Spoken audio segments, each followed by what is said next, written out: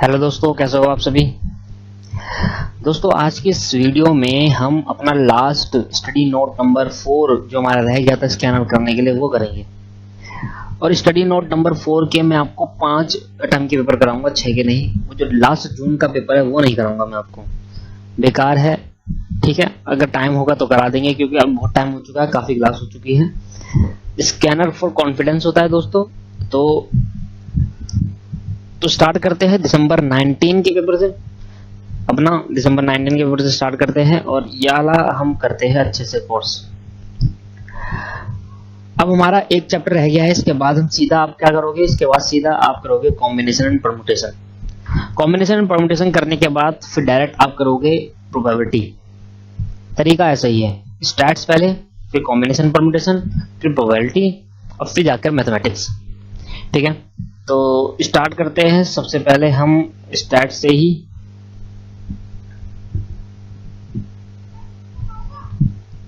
हाँ जी दोस्तों, स्टैट से हमने स्टार्ट करा है। तो एक एक पेपर करने में काफी टाइम लगने वाला है इसके। तो हालांकि एक पेपर में एक वीडियो ही हो पाएगी, तो 5 पेपर है, 5 वीडियो बनेगी कम से कम। लास्ट वाली पेपर करने की जरूरत नहीं है बिल्कुल भी, क्योंकि उसमें वो अटेम्प्ट ही मतलब उसका जो डिफरेंट टाइप्स ऑफ क्वेश्चन, मतलब क्वेश्चन क्या कह रहा हूँ, उसके अंदर जो आपके पास क्वेश्चन हो सकते हैं वो डिफरेंट टाइप्स हो सकते हैं, क्योंकि वो बिल्कुल ही ओल्ड सिलेबस है। न्यू सिलेबस से 5 अटेम्प्ट कह सकते हैं। और उसके अंदर बहुत सारे मिलेंगे कि जो क्वेश्चन आज के टाइम पे कट चुके हैं बट पहले थे तो इसलिए आया हुआ था, अब नहीं है।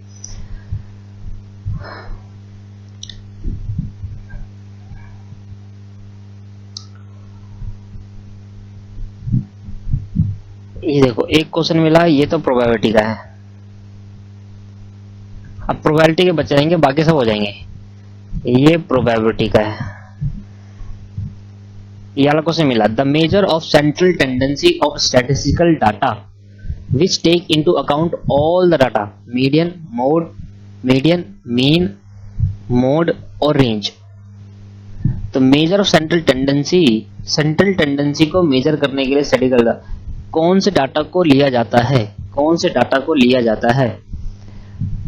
तो इसका जो आंसर है आपके पास, तो जो इसका आंसर रहेगा वो आपके पास रहेगा मीन। मीन इसका आंसर रहेगा दोस्तों। क्यों? क्योंकि देखो मीन, सॉरी मीडियन लगा दिया मैंने। इसका आंसर जो रहेगा वो मीन रहेगा।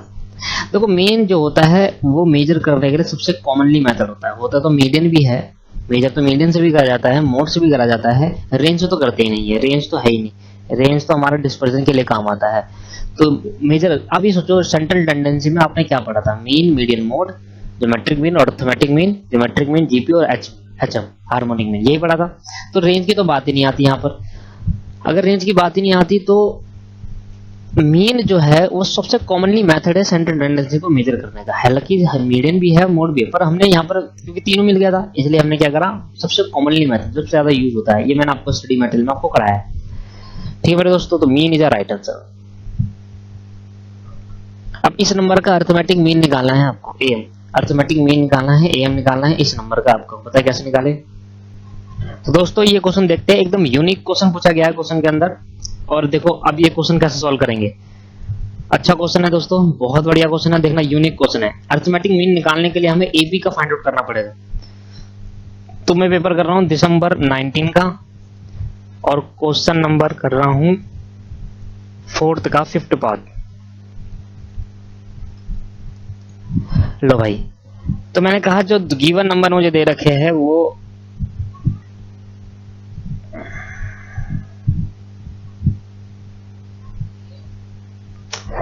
अच्छा, मेरे को क्या नंबर दे रखे, 1, 3, 5 डैश डैश डैश डैश और 2n-1। इसका मुझे क्या निकालना है, इसका मुझे निकालना है am। ठीक है, तो आप मुझे बताओ क्या ये एपी है, क्या ये एपी है? सर एपी है, तो इसमें ए बता दो क्या है, 1। सर आप ये मैथ क्यों कर रहे हो? सर ये मैथ में एपीजीपी का ही थोड़ा सा, एपीजीपी से हम कुछ फाइंड आउट करके एम निकालेंगे। अच्छा आपके पास अभी मैं बताता हूँ आपको कैसे। डी कैसे निकालते हैं, 3 - 1 दैट इज 2। तो डी आपको मिल गया। बताओ एन कितना है, नंबर ऑफ ऑब्जर्वेशन। तो एन कितना है भाई पता ही नहीं, ये डैश डैश चल रहा है और एड तक यहाँ उतर गया। तो ये हो गया ए एन। लास्ट ऑब्जर्वेशन क्या होता है दोस्तों, ए एन। ये लास्ट है ना, लास्ट वैल्यू है, लास्ट ऑब्जर्वेशन क्या होता है ए एन। तो ए एन आपको मिल गया ये भाई। अब n चाहिए मुझे, नंबर्स ऑफ ऑब्जर्वेशन, तो मेरे पे है नहीं n, तो n को मैं क्या मान लूंगा, n ही लिख दूंगा भाई, नंबर्स ऑफ ऑब्जर्वेशन में भाई, ठीक है। तो ये मुझे डिटेल दे रही है। अच्छा, मुझे मीन निकालने के लिए क्या चाहिए, आप मुझे बता दो सर, मुझे मीन निकालने के लिए, ज्योमेट्रिक मीन, अरिथमेटिक मीन निकालने के लिए क्या चाहिए होता है, अरिथमेटिक एम निकालने के लिए चाहिए होता है सिग्मा ऑफ एक्स अपॉन में n। क्या मैं सिग्मा ऑफ एक्स निकाल सकता हूँ? नहीं निकाल सकता। क्यों?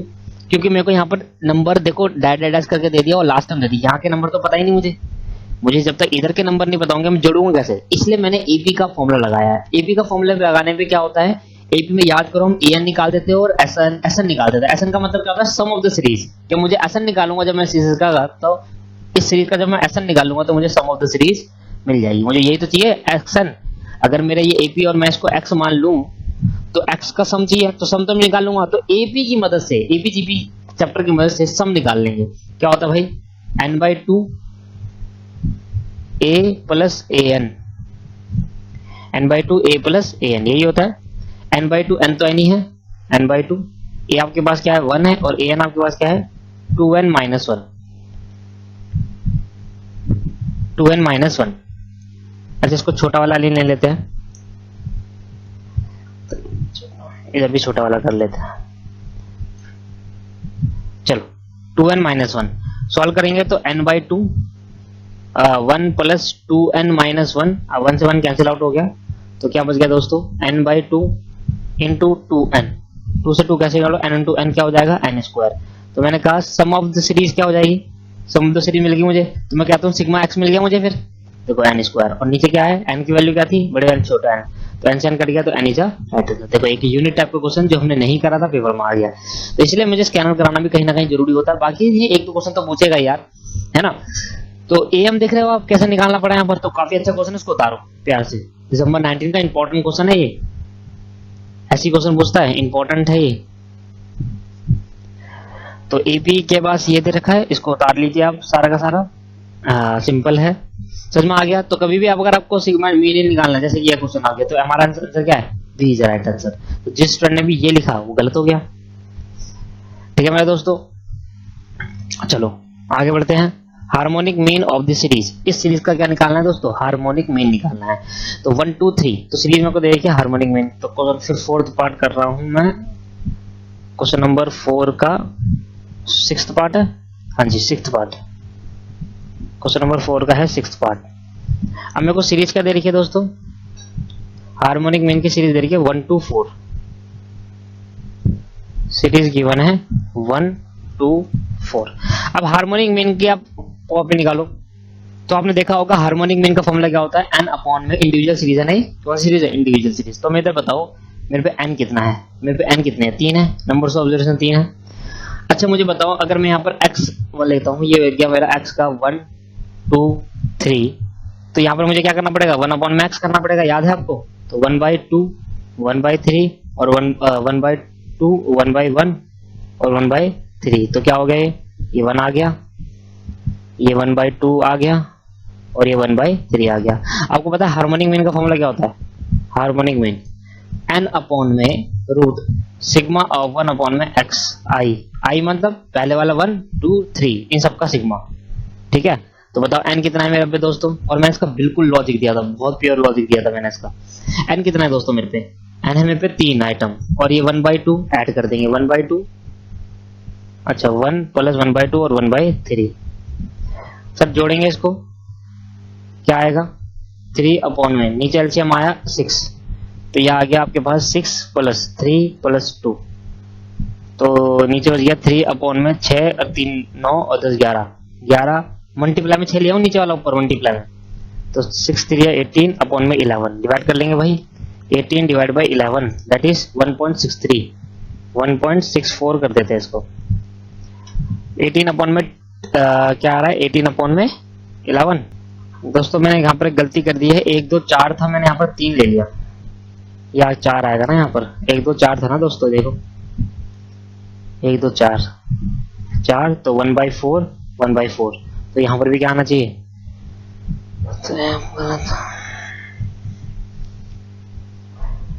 देखो 1/4 आ गया, तो एलसीएम कितना आया 4 आया, तो 4 प्लस 2 प्लस 1, अरे यार 3 पहले ऊपर नीचे एलसीएम कितना आया था 4, या आ गया 4 बन जा 4, 2 बचा और यहाँ 1 बचा, 4 5 6 7, तो ये आएगा 3/7 इंटू 4, है ना। 4 को उठाकर ये वाले 4 को उठाकर मैं ऊपर ले आया, तो कितना हो गया मेरे दोस्तों 4 3 12, 4 3 12, 12/7 इज राइट आंसर। लो भाई एक छोटा सा गलती हो गया, डी इज राइट आंसर। क्या क्लियर हो गया आपको? अच्छा पहले सेंट्रल टेंडेंसी क्या कर लेते हैं सारे, फिर इकट्ठा फिर एक में चलेंगे। अब सेंट्रल टेंडेंसी क्या कर लेते हैं, देखो तरीका क्या होगा हमारा क्वेश्चन सोल्व करने का, पहले सेंट्रल टेंडेंसी चैप्टर उठाएंगे, फिर डिस्पर्जन, फिर स्क्यूनेस लास्ट में। तो 3 चैप्टर थे ना इसके अंदर, central tendency, dispersion, skewness. Central tendency का निकाल देते हैं पहले, मीडियन फर्स्ट क्वार्टाइल डिस्पर्जन का है।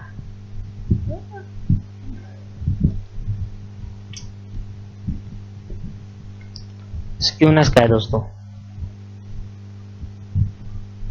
ये प्रोबेबिलिटी है। प्रोबेबिलिटी आपको स्कैनर से नहीं करनी है, बुक में इतने सारे क्वेश्चन है सारे कवर हो जाते हैं। क्या mode for the frequency is distributed calculated from histogram, क्या मोड जो होता है डिस्ट्रीब्यूशन में हिस्टोग्राम से निकाल दिया, तो पहले चैप्टर क्वेश्चन है, ट्रू है, इसको मैं कराया था। अच्छा देखो the sum of the deviation, deviation की बात कर रहा वैसे तो स्टैंडर्ड डेविएशन है, फ्रॉम देयर एम एक्स का मीन इज 0, बहुत ही सिंपल है, प्रॉपर्टी करवाई थी मैंने। ये कह रहा है जी एम से जो भी हम निकालेंगे मीन, उस मीन से हम लेंगे डेविएशन, उस डेविएशन का जो आएगा वो 0 आएगा। हम बिल्कुल 0 आता है सर, आप देख लेना। चलो पहले तो मैं देखता हूँ मीडियन, देखो ये रहा हमारे पास median divide the whole statistic data into 2 equal part. Yes median 2 equal पार्टों में बांट देता है, मीडियन का क्वेश्चन है।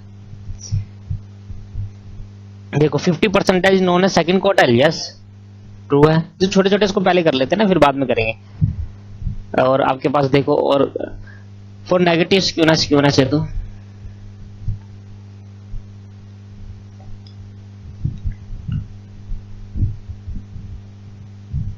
देखो ये मीन निकाल तो देंगे, स्टैंडर्ड डिवीजन निकालना पड़ेगा, है ना। तो स्टैंडर्ड डिवीजन की फॉर्म में कर लेंगे बाद में। Marks in mathematics student, number of student standard division greater than mean deviation from the observation.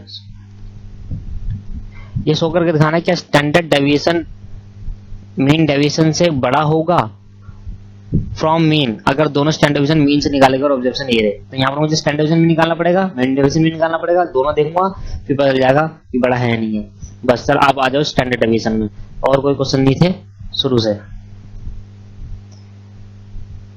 यहां पर थे हम, चलो कह रहा है for the systematical distribution first quartile and median, मतलब फर्स्ट क्वार्टाइल आपको दे रखा है Q1 20 और Q2 दे रखा है जिसको हम मीडियन भी कहते हैं, Q2 को मीडियन भी कहते हैं, मीडियन आपको दे रखा है 24। तो कह रहा है third quartile of the distribution निकालो।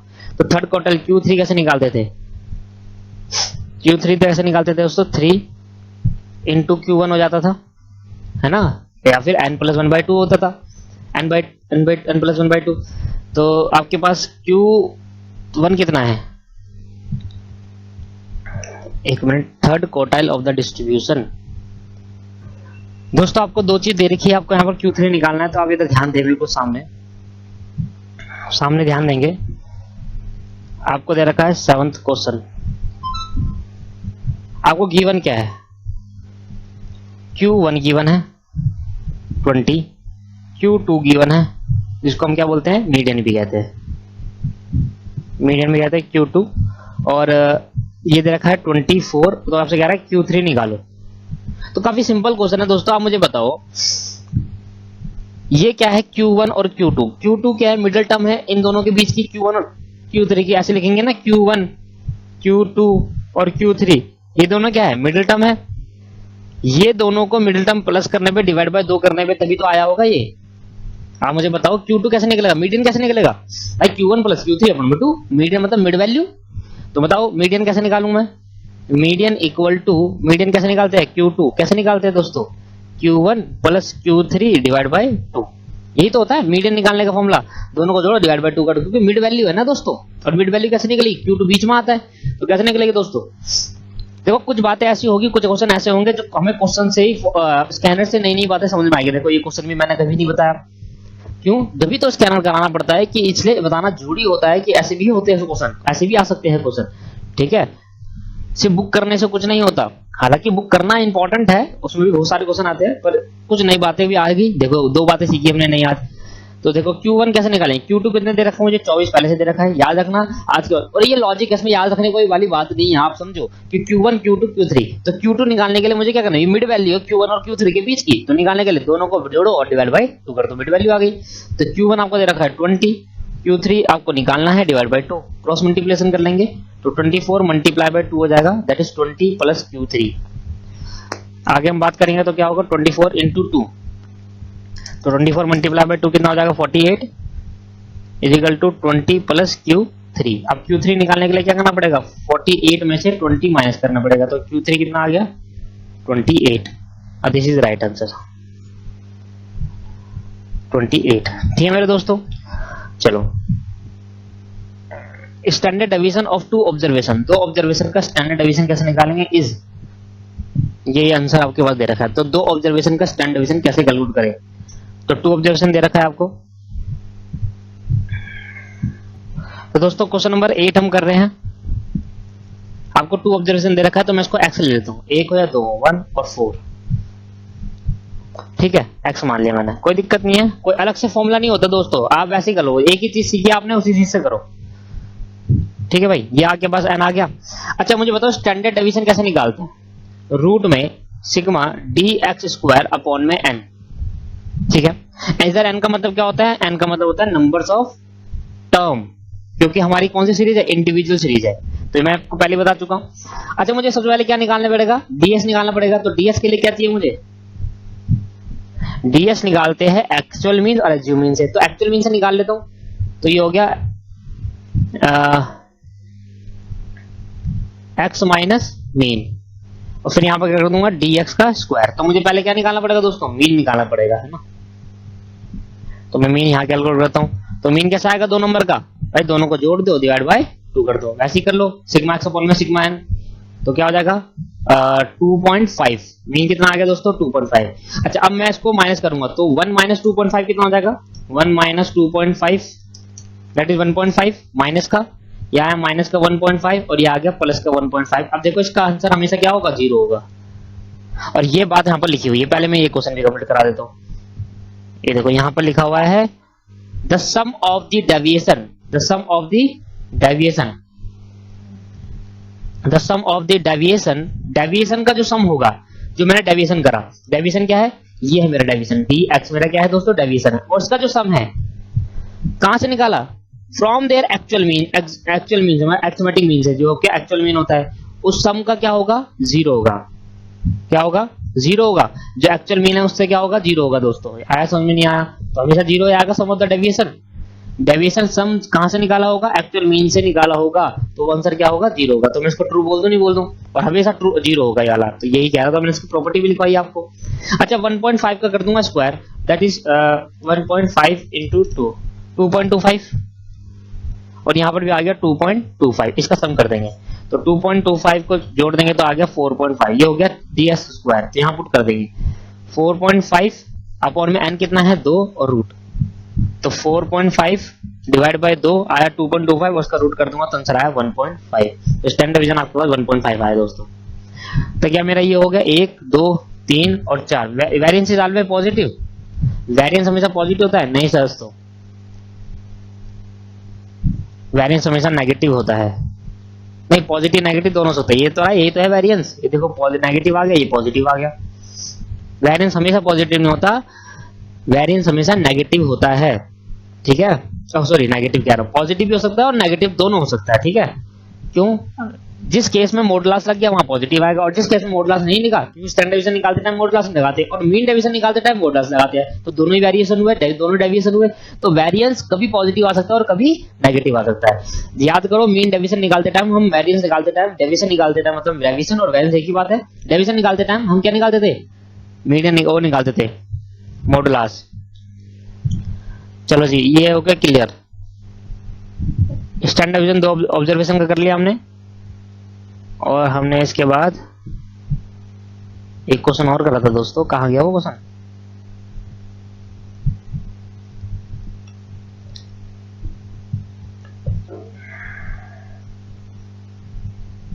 अरे अच्छा यही तो रहा स्टैंडर्ड डिवीजन, दो ऑप्शन ये कर लिया।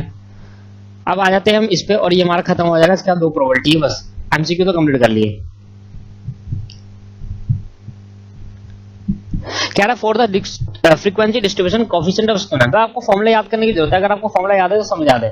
कोएफिशिएंट ऑफ स्क्यूनेस दे रखा 0.6, मीन दे रखा आपको 172, मोड आपको दे रखा है दोस्तों 163। The value of variance, variance की वैल्यू निकालनी है दोस्तों, बड़ा सिंपल है। तो दोस्तों आप एक बार नोट्स की कॉपी खोलो और नोट्स की कॉपी में मैंने लिखवाया था Karl Pearson coefficient of skewness. आप देखो Karl Pearson coefficient of skewness, notes की कॉपी में देखना दोस्तों। वहां पर मैंने एक फॉर्मूला बताया था आपको, पहले तो कोएफिशिएंट वाला फॉर्मूला बताया था, रिलेटिव मेजर वाला नहीं, कोएफिशिएंट वाला। देखो कोएफिशिएंट वाला, तो वहां पर मैंने एक फॉर्मूला बताया था आपको Karl Pearson coefficient of correlation.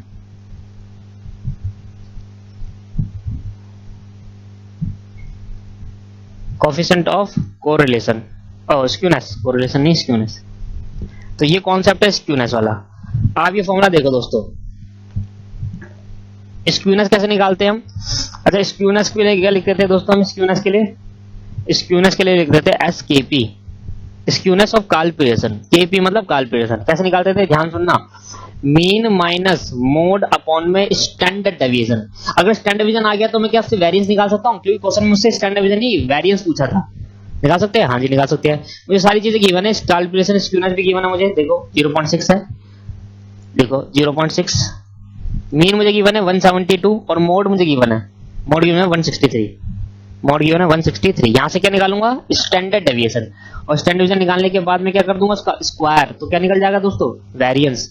तो 172 माइनस 163 दैट इज 9, तो 9 अपॉन में 0.6, तो 9 0.6 को उठा के 0.6, ये आ गया 15। ये क्या आ गया दोस्तों 15, पर ये क्या है दोस्तों स्टैंडर्ड डेविएशन है। ये क्या है दोस्तों स्टैंडर्ड डेविएशन, याद आ समझ में आ रहा है। अब करूंगा स्क्वायरिंग बोथ साइड, तो स्क्वायर जब बोथ साइड कर दूंगा तो मेरा क्या निकल जाएगा वेरिएंस। तो ये बन गया, इसको इसी को बोलते हैं वेरिएंस, वेरिएंस का साइन यही होता है। और 15 का कर दूंगा स्क्वायर दैट इज 225। दोस्तों ये मेरा हो गया आंसर। क्लियर हुआ। क्या आपको लग रहा है क्वेश्चन थोड़े मुश्किल है? सर बहुत आसान क्वेश्चन है, बहुत आसान। देखो 225 इज राइट आंसर। अब ये बच्चे क्या लगा के आया, ये गलत हो गया होगा, ठीक है। यहां पर हमने देखा कि कितने क्वेश्चन आए, 2 मार्क्स यहां पर मिल गए, 2 3 4 5 6 7 8 9 10 11 12 नंबर के तो थे एमसीक्यू। एमसीक्यू कितने नंबर के थे टोटल, एमसीक्यू हो गए 12 मार्क्स के। पर देखा जाए तो एमसीक्यू में कुछ था नहीं करने लायक। अगर आपके कॉन्सेप्ट पूरे क्लियर है, मेरे बातों को ध्यान रखा है, जो नई नई बातें आ रही है उनको बता रहा हूं। जैसे हमने मीडियन निकालना सिखाया, और मीडियन निकालना कोई लॉजिक वाला लॉजिक था, नॉर्मल था। और बाकी एक नया फॉर्मूला सीखा, एपी की मदद से हमने क्या करा सम निकाला, वो अच्छी चीज थी। अगर मैं कहूँ 12 मार्क्स के एमसीक्यू, अब क्वेश्चन पे आ जाए, 2 क्वेश्चन है, दोनों क्वेश्चन करते हैं और खत्म हो गया चैप्टर। अच्छा स्टैंड ये देख लो, 12 मार्क्स के एमसीक्यू हो गए। एक मोड ऑफ द, ये तो दूसरे नंबर चैप्टर का है, एक हो गया, 2 हो गया। यहां पढ़ते हैं the variance x take 10 takes the value 10 and when 20 with equal frequency then the mean of x is क्या होगा। क्या रहा the variable x the value is 10 and 20 with equal frequency। अच्छा इक्वल फ्रीक्वेंसी है, ठीक है। ध्यान देने क्वेश्चन कर रहे हैं। मैं कर रहा हूं ट्रू फॉल्स का question, question number 4-5, true false question number 5। अच्छा क्वेश्चन है, बहुत सिंपल क्वेश्चन है, ध्यान सुनना। कह रहा आपके पास 2 वेरिएबल जो x है वो 2 है, एक 10 है एक 20 है। कह रहा इनकी जो फ्रीक्वेंसी है वो आपके पास जो रहे, इनकी जो फ्रीक्वेंसी वो इक्वल है। अब मैंने कहा जो भी होगा, मैंने कहा 1 होगी तो दोनों में 1 होगी, मैंने कहा 2 होगी तो दोनों। मैंने लेट्स अजम्पशन ले ली, फ्रीक्वेंसी क्या कर लिया मैंने, लेट कर ली। बताओ क्या, कोई भी ले लो, कोई फर्क नहीं पड़ने वाला। मैंने कहा सर मान लेते हैं 2 ले ली, 2 कर ली, 1 ले लो, 1 ले लेगा, आसान हो जाएगा और आसान है, आंसर बिल्कुल सेम आएगा, चाहे कुछ भी ले लो। चेक प्रूव करके दिखा दूंगा मैं। तो मेरे को एम निकालने के लिए, अरिथमेटिक निकालने के लिए क्या चाहिए, सिग्मा fx अपॉन में सिग्मा f। मैंने यहाँ पर टोटल कर दिया, 4 आ गया, और इसका करने का 2 10 जा 20 और 2 2 जा 40, तो कितना आ गया 40 50 60 आया। तो यहाँ पे मेरा 60 अपॉन में 4 आ गया। 60/4, तो 60/4 आ गया, तो हमने कहा भाई 60 डिवाइड बाई 4 दैट इज 15, तो ये आपके पास 15 आना चाहिए, फ्रीक्वेंसी इक्वल है। अगर मैं कहता हूं, ये मेरा केस है, बस प्रूव करने के लिए दिखा रहा हूं दोस्तों, बाकी और कुछ नहीं, ये मैंने हटा दिया यहाँ पर अल्टरनेटिव। मेरे पे x आपको दे रखा है 10 और 20, मैंने फ्रीक्वेंसी मान ली, मान दो तो क्या मानूं, 10 मान लूं, कुछ भी मान लेते हैं, और ये हो गया आपके पास 100, और ये आपके पास हो गया 200, ये कितना आ गया दोस्तों 300, और ये कितना आया दोस्तों 20, तो भैया 300 डिवाइड बाई 20 कितना होगा दोस्तों 15, कर लो आप, कोई फर्क नहीं पड़ने वाला दोस्तों, 15 ही आएगा आंसर, ठीक है, देख लिया। तो फ्रीक्वेंसी कुछ भी रखने से, पर तो भी कह रहा है दोनों फ्रीक्वेंसी सेम होगी, लिखा हुआ है साफ साफ, कह रहा है with equal frequency, x variable में 10 में भी ये सेम और वाई में, तो मीन क्या होगा 30 होगा या 15 होगा, सर 15 होगा, ये क्या होगा आपके पास फॉल्स। आया समझ में कैसे करना है, तो चीजों अगर आप समझ गए ना तो आपके पास काफी अच्छा हो जाएगा क्वेश्चन सॉल्व करने में, वैसे है नहीं दम इनमें, इन्हीं क्वेश्चन को बार बार करते रहो, आपको और अच्छा रहेगा, कॉन्फिडेंस तभी बिल्डअप होगा। आप नए क्वेश्चन को करना, जितने मैं करा रहा हूँ उतने क्वेश्चन को बार बार करो, दैट उससे कॉन्फिडेंस बिल्डअप होता है, हर बार नए क्वेश्चन करोगे तो कॉन्फिडेंस लूज हो जाएगा। तीसरा और चौथा, 4 क्वेश्चन ही हो गए, इतने सारे क्वेश्चन करा दिए हमने आपको। देखो, standard division is independent change of origin but dependent on scale, standard division independent of change of origin, ये मैंने आपको बताया था स्टैंडर्ड डिवीजन वाली क्लास के अंदर, और आप अगर बुक खोलोगे तो बुक में मैंने आपको दिखाया था, अपनी बुक खोलो और बुक के पेज नंबर में बता रहा हूँ कौन सा पेज नंबर खुलना है आपको, छोड़ो बुक क्या खोलोगे, मैं आपको इसको दोबारा समझाने की कोशिश करता हूँ, क्योंकि बड़ी कंफ्यूजन हो जाएगी, फिर मैं चाहता नहीं कि कंफ्यूजन क्रिएट हो जाए। ध्यान सुनना, मैंने आपको एक चीज बताई थी साइज से, और बताया था मुझे याद है, इंडिपेंडेंट चेंज ऑफ ओरिजिन का मतलब होता है जब हम किसी ऑब्जर्वेशन में ऐड या सब्ट्रैक्ट करते हैं, और इंडिपेंडेंट चेंज ऑफ स्केल का मतलब होता है जब भी हम किसी ऑब्जर्वेशन में क्या करते हैं, मल्टीप्लाई और डिवाइड। बिल्कुल सही समझ में आया। हाँ। तो मैंने कहा पहले तो बताओ इंडिपेंडेंट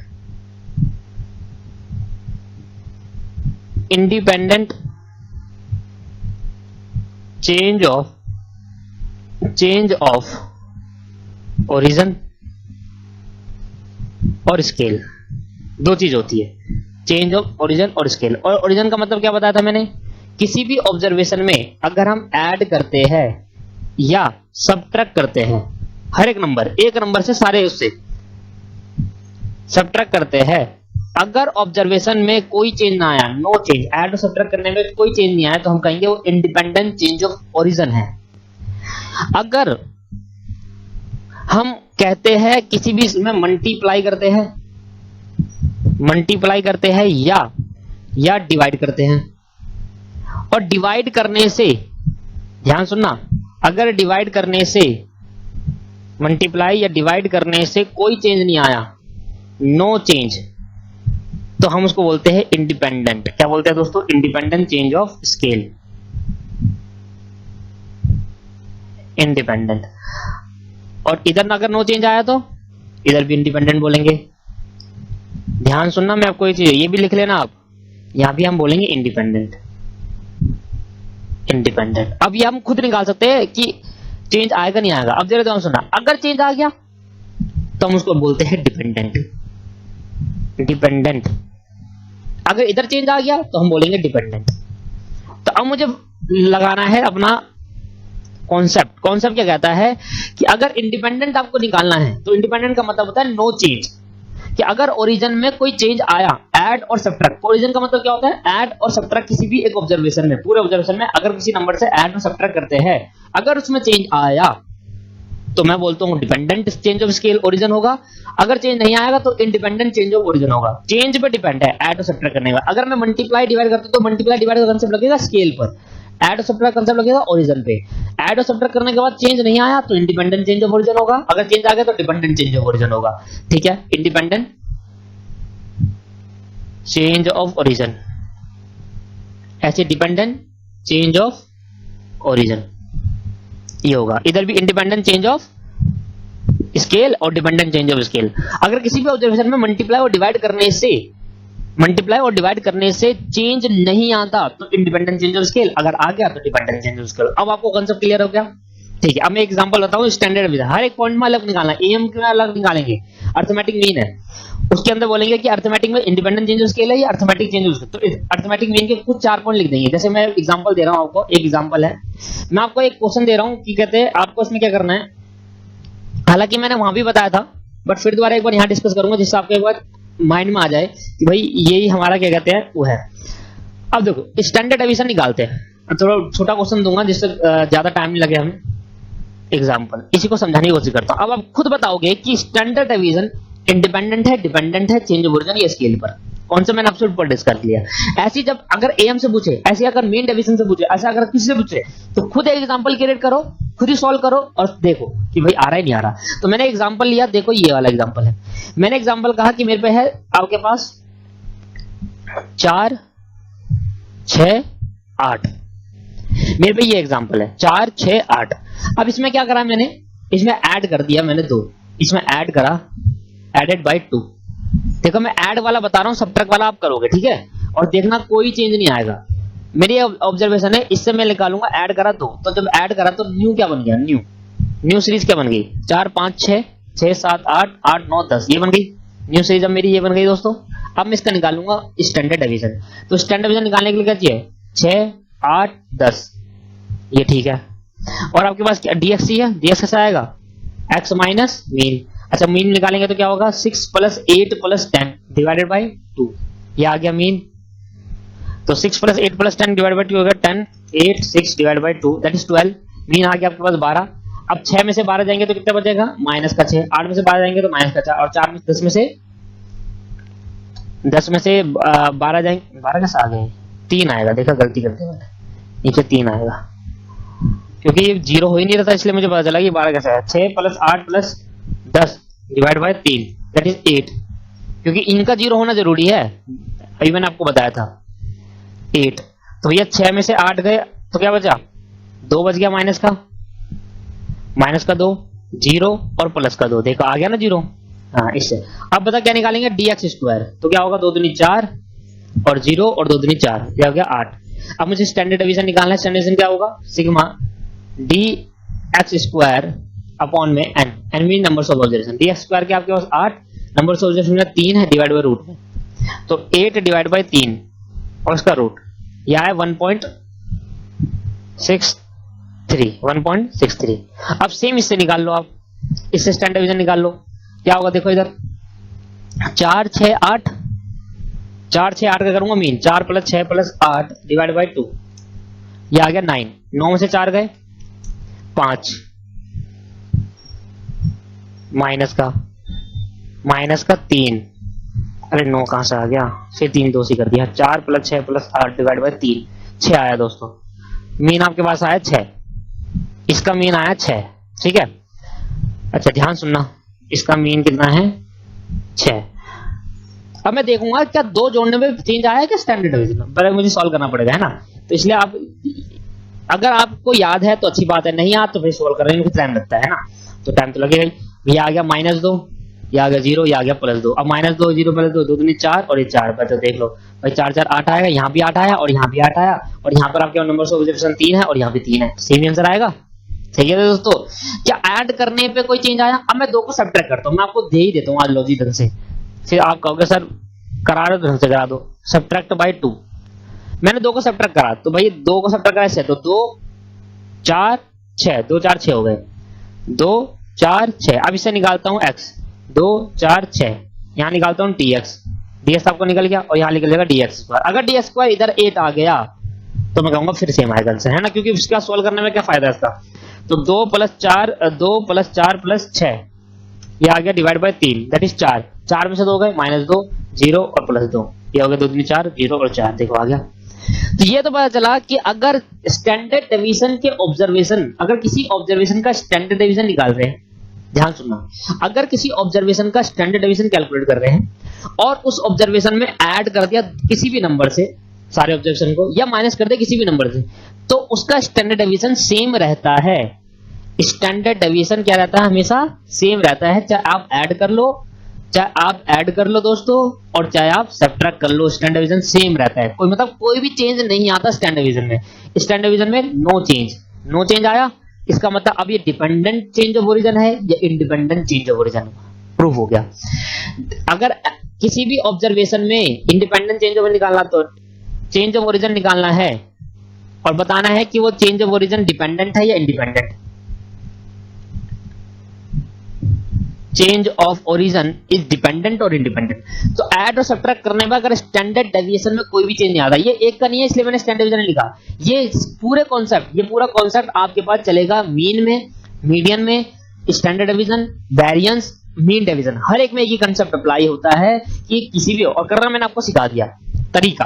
एक एग्जांपल लो, उसका अगर मीन डेविएशन एम पूछा हो तो एम निकालो, फिर चेंज करने पर एम निकालो, फिर आगे बात करें। तो नो चेंज आया है ना, तो हम कहेंगे क्या है ये स्टैंडर्ड डेविएशन में ओरिजिन, स्टैंडर्ड डेविएशन के ऑब्जर्वेशन अगर ऐड और सब्ट्रैक्ट करते हैं तो ओरिजिन हो गया, तो और से चेंज नहीं होता, स्टैंडर्ड डेविएशन नहीं होता दोस्तों। तो ये क्या हो गया इंडिपेंडेंट चेंज ऑफ ओरिजिन।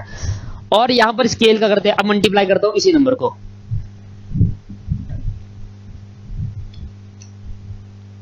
कितना था 4 6 8 था, तो 4, अच्छा ये वाला ले लेते हैं, चलो वही ले लेते हैं एग्जांपल 4 6 8। मैंने एक ही करके दिखाऊंगा, डिवाइड कर रहा हूं, डिवाइडेड बाय 2, 2 से डिवाइड कर रहा हूं, ठीक है। मल्टीप्लाई वाला आप कर लेना, मल्टीप्लाई बाय 2, 2 से डिवाइड कर रहा तो न्यू कितना आया 4 दूनी 2 आ गया, 3 आ गया और 4 आ गया, है ना। अब मैं इसका स्टैंडर्ड डिवीजन क्या आया था, सेम आया था, सम आया था प्लस। अब देखना मैं इसका निकालता हूं, x 2 3 4, यहाँ निकलेगा dx और यहाँ निकलेगा dx स्क्वायर। अगर dx स्क्वायर 8 आ गया तो मैं कहूंगा भाई तो सी में, अगर नहीं आया तो फिर अलग अलग स्टैंडर्ड डिवीजन आएगा। तो मैंने कहा सब am निकाल लेंगे पहले, am तो 2 + 3 + 4 डिवाइड बाय 2, तो डिवाइड बाय 3 3 3 3 फिर 2 कर दिया, आदत हो गई। अब मीडियन निकालेंगे, ये आया 3, ये कितना आया दोस्तों 3, 3 में से 2 गए -1, 3 में से 3 गए 0 और 3 में से 1 गए +1, 1 1 1 0 और 1, ये आया 2। तो स्टैंडर्ड डिवीजन निकालेंगे तो क्या आएगा, स्टैंडर्ड डिवीजन कैसे निकालते हैं, 2 डिवाइड बाय n कितना है 3 और रूट में, तो देखो मैच करा ही नहीं, तो 2 डिवाइड बाय 3 और ये रूट, ये आया 0.81। तो अगर डिवाइड करा तो मल्टीप्लाई करोगे, तो मैं कह रहा हूं कि देखो इसका स्टैंडर्ड डिवीजन कितना आया था ऊपर 1. आई थिंक कितना आया था दोस्तों 1.63, एक ही आया था ना 1.63, इसका स्टैंडर्ड डिवीजन 1.63 और मैंने उसी ऑब्जर्वेशन को 2 से डिवाइड कर दिया, तो नया ऑब्जर्वेशन से स्टैंडर्ड डिवीजन आया ही। क्या स्टैंडर्ड डिवीजन चेंज हुआ या नहीं हुआ, क्या स्टैंडर्ड डिवीजन चेंज हुआ या नहीं हुआ दोस्तों, सर चेंज हो गया। अगर चेंज हो गया मल्टीप्लाई और डिवाइड करने से, that is called dependent change of scale. क्या हो गया दोस्तों, स्टैंडर्ड डिवीजन इधर हो गया चेंज, इसलिए हम क्या करने पर किसी भी 2 नंबर को मल्टीप्लाई या डिवाइड करने पर,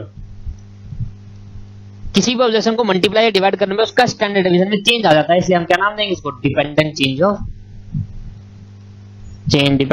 ऑफ स्केल। स्केल क्यों आया, क्योंकि मल्टीप्लाई डिवाइड करा। लो भाई डिटेल में बढ़ा दिया है। अब बताओ standard division independent of change of origin होता है, हाँ बिल्कुल, कोई चेंज नहीं आता ऐड और सब्ट्रैक्ट करने पर डिपेंड ऑन स्केल होता है, क्योंकि मल्टीप्लाई डिवाइड करने पर चेंज आ जाता है। इससे तगड़ा कोई नहीं बता पाएगा मेरे भाइयों, आ रहा समझ में, तो अच्छे से करना है। ये भी कंप्लीट है। 50th मैंने बताई दिया आपको, ट्रू है। For the negative skew distribution it was found that the mean median mode are respectively this. For negatively skewed distribution it is found that mean median and mode are respectively 58 54 और 48। अच्छा बहुत ही simple है दोस्तों, याद करो central tendency के and में मैंने डायग्राम बताए थे आपको, symmetrical, positive skewness, negative skewness, और ये क्या है दोस्तों नेगेटिव स्क्यूनेस। मैं डायग्राम बनाकर दिखा देता हूं आपको नेगेटिव स्क्यूनेस का।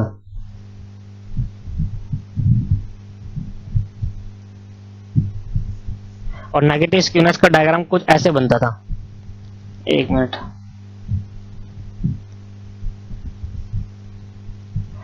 नेगेटिव स्क्यूनेस का डायग्राम दोस्तों ऐसे बनता था, ये आपके पास यहां से जाता था और ये यूं करके ऐसे बनता था नेगेटिव स्क्यूनेस का डायग्राम।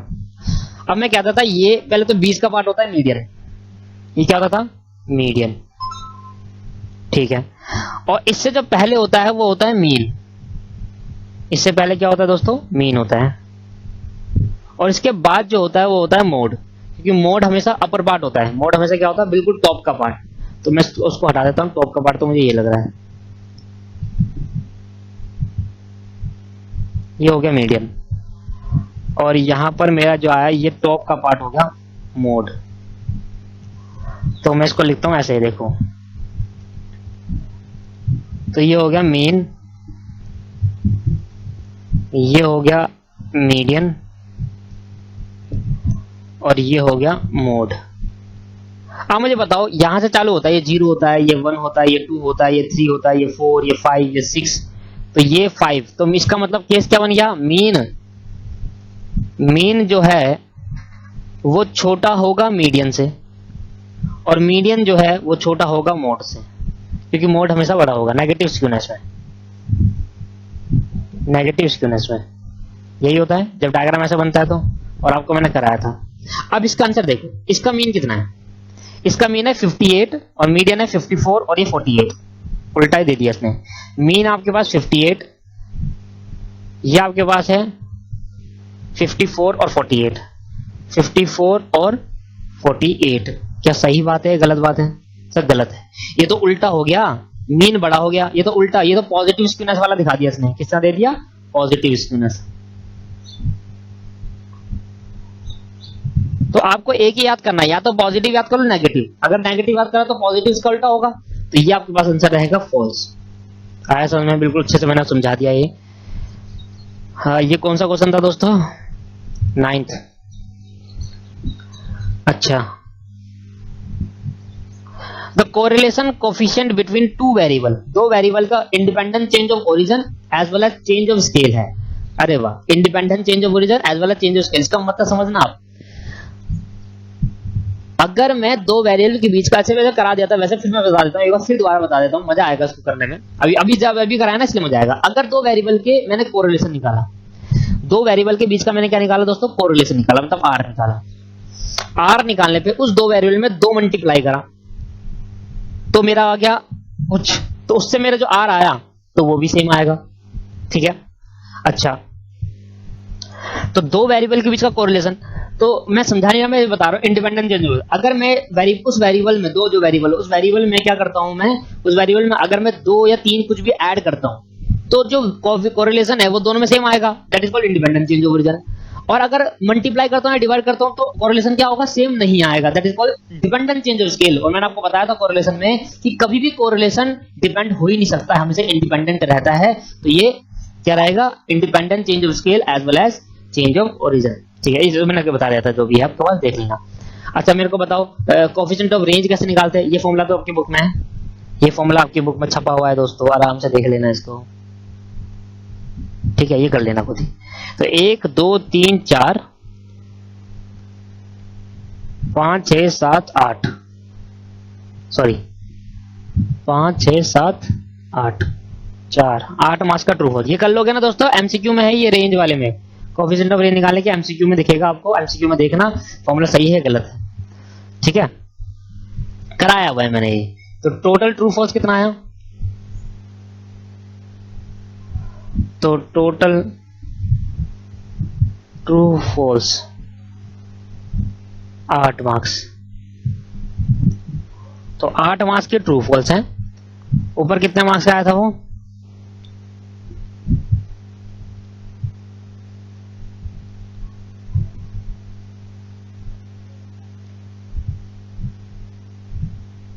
एमसीक्यू 12 मार्क्स के, 12 और 20 हो गए, 20 तो यही हो गया दोस्तों। अब ये समझ लो, उन्होंने अप्रोक्सीमेटली 20 मार्क्स के ट्रू फॉल्स एमसीक्यू है। अब बचा क्या, 6 नंबर के 2 क्वेश्चन, 6 नंबर के 2 क्वेश्चन हो गए तो 12 हो गए, तो 20 + 32 नंबर के आपके पास स्टडी नोट नंबर 4 अकेला है, इसलिए मेहनत पे ज्यादा कर लेना। Sir compute mean and standard division निकाल लोगे आप, सर ये तो आप कर ही लोगे खुद ही, इसको मैं होमवर्क में दूंगा, क्यों समझो ना आप। सर जो चीज कर लोगे उसको मैं करा के क्या फायदा, टाइम वेस्ट ही है भाई। इतने क्वेश्चन करा चुका हूं मैं इसके, पहले मीन निकालना है, मीन एक्चुअल मीन निकालो, मीन के बाद स्टैंडर्ड डिवीजन का वही डीएस निकाल, डीएस अपॉन में डीवाई निकाल दो। ये कंटीन्यूअस सीरीज है तो कंटीन्यूअस सीरीज वाला अप्लाई कर देना। ये क्वेश्चन अभी करो, अभी वीडियो पॉज करो, अभी आपके सामने कंसेप्ट की कॉपी खोलो और कंसेप्ट की कॉपी खोलने के बाद इसको कंप्लीट करो, ठीक है, अभी करो। बट ये देखो यहाँ से, इसमें क्या करना है आपको, स्टैंडर्ड 3 ऑब्जर्वेशन दे रखा है, पहले तो निकालना है इसका स्टैंडर्ड डिवीजन, फिर निकालना है मीन डिवीजन, और फिर बताना है इज ग्रेटर देन, ये इस मीन डिवीजन का जो भी आएगा वो स्टैंडर्ड डिवीजन क्या होगा, ग्रेटर होगा। कोई बात नहीं, करती ये क्वेश्चन मैं करा देता हूँ, ये क्वेश्चन तो आप करके लाओगे, ठीक है मेरे दोस्तों। घटिया सा क्वेश्चन है, आप कर लोगे आराम से, ठीक है। So the standard division is greater than mean division. So क्या करना है मैं आपको बोल देता हूँ, क्वेश्चन नंबर 6, क्वेश्चन नंबर 6 का सी पार्ट, हाँ सी पार्ट। सो जो करना है वो ये करना है कि जो स्टैंडर्ड डेविएशन है वो बड़ा है मीन डेविएशन से, ठीक है। शो कर देंगे, दोनों की वैल्यू निकालेंगे, दोनों की वैल्यू निकालने के बाद इस दोनों का स्टैंडर्ड डिवीजन निकालेंगे और उसका मीन डिवीजन देख लेंगे भाई बराबर आ रहा है, बड़ा आ रहा है, नहीं आ रहा, और आएगा ही, क्योंकि शो करके दिखाना, शो का मतलब होता है करके दिखाओ, इसका मतलब ऑब्जर्वेशन देख लेते हैं। तो पहले मैं निकालता हूं स्टैंडर्ड डेविएशन। ऑब्जर्वेशन क्या है, x 3 4 5 8 3 4 5 8, ये आपके पास x आया, ये आपके पास dx आएगा, dx कैसा आएगा, x माइनस मीन, फिर क्या कर दूंगा dx का स्क्वायर कर देंगे। अब इंडिविजुअल सीरीज दे रही है तो थोड़ा अच्छा लगता है, क्यों दोस्तों, लगता नहीं लगता, sigma dx square sigma standard division is equal to sigma dx square upon में n रूट में। तो पहले मुझे dx निकालने के लिए मुझे क्या चाहिए, am चाहिए, तो अर्थमेटिक मीन कैसे निकालेंगे, 3 + 4 + 5 + 8 डिवाइड बाई 4, करो भाई, 3 + 4 + 5 + 8 डिवाइड बाई 4 दैट इज 5। अभी एक हमें पहला उठाया ना, अब देखो जब हम 5 कर लेंगे ना तो आपको देखना कितना अच्छा कॉन्फिडेंस आएगा। देखो दोस्तों 5 कराम दो मुझे पूरे, तो मैंने कहा 3 में से 5 गए, कितना बचा, -2, ये -2, ये -1, ये +2 और ये 1, 5 में से 5 गए 0, 5 में से 5 गए 0 और ये प्लस करते हैं, देखो 0 आया ना, हमेशा 0 आता है, sum of the square of deviation. कब, जब मीन से डेविएशन निकालोगा तब, उल्टा मत कर देना, कहीं अज्यूम मीन से भी 0 लिख देना, पूरा दिमाग लगा लेना, चलो ठीक है, गलती मत कर देना दोस्तों मेरे, ये हमेशा 0 आएगा। इसके बाद dx स्क्वायर निकालेंगे तो 2 2 जा 4 हो जाएगा, 1 0 3 3 जा 9, तो भैया इसका टोटल कितना आया, 4 + 1 + 9 दैट इज 14 आया। तो यहाँ पर आएगा 14 डिवाइड बाई 4 रूट में, तो 14 डिवाइड बाई 4 या 3.5 रूट में दैट इज 1.87, ठीक है, ये आपके पास आंसर आ गया स्टैंडर्ड डिवीजन। अब स्टैंडर्ड डिवीजन आ गया तो मीन डिवीजन कैलकुलेट कर लेते हैं। तो मीन डिवीजन कैसे निकालते हैं मेरे भाइयों, x आपको दे रखा है 3 4 5 8 x आप, तो दोस्तों देखते हैं, इसमें मैं लिखता हूं कि यहाँ पर मीन डेविएशन अबाउट मीन 3 तरह से निकालते थे, मीन डेविएशन अबाउट मीन निकालते हैं, ठीक है। तो मीन डेविएशन अबाउट मीन निकालते तो आपके पास क्या क्या दे रखा है, x निकालने का तरीका होता है x माइनस मीन, यही होता है x माइनस मीन, और यहाँ पर आता है मॉडुलस, यहाँ पर क्या आता है दोस्तों, मॉडुलस आता है। अच्छा मीन कितना दे रखा है आपको, ये कितना दे रखा है 3 4 5 8, 3 4 5 8। अच्छा मीन आपको क्या निकाला था, मीन ऊपर ही निकाल दिया था हमने, 5 था मीन, अरिथमेटिक मीन, तो ये आपके पास कितना आया दोस्तों, 2103, 2103, क्यों आया 2103, क्योंकि सर मॉडुलस लगा है, और मॉडुलस लगा है तो हम यहाँ पर प्लस ही करेंगे, ठीक है।